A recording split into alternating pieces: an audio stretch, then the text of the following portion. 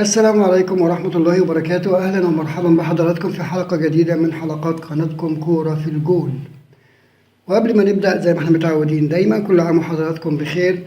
نصلي كلنا على النبي عليه أفضل الصلاة وأزكى السلام. مصطفى شلبي مكان حسين الشحات يعني. وهنا عايز اطرح سؤال يا كابتن سيف، يعني ايه كابتن حسين الشحات يسيب منتخب مصر اصل عنده تقلصات؟ يعني ايه؟ بس عنده اصابه فعلا. اصابه ايه؟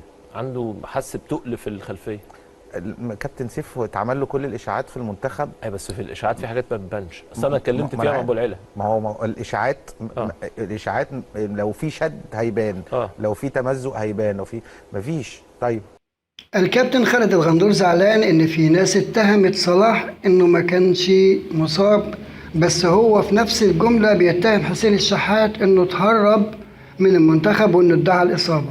حسين الشحات يا كابتن تم استبعاده بتقرير طبي من طبيب المنتخب، يبقى ازاي يتم اتهامه بالهروب من المنتخب وبعد كده يتم ابتزاز الاهلي واللاعب بانه هيلعب ماتش سيمبا اللي هو كمان بعد 11 يوم، وطبيعي حالة اللاعب تكون اختلفت واتغيرت.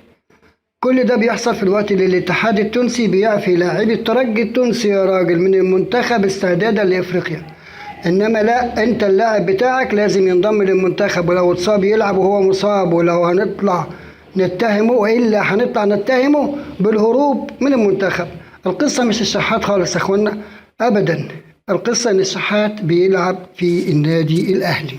وبكده نكون وصلنا لنهاية أخبارنا النهاردة، على مع وعد بلقاء آخر إن شاء الله إن كان في العمر بقية، وكل عام وحضراتكم بخير. ما تنساش تعمل لنا لايك للفيديو واشترك في القناة ليصلك المزيد من فيديوهاتنا القادمة إن شاء الله. والسلام عليكم ورحمة الله وبركاته.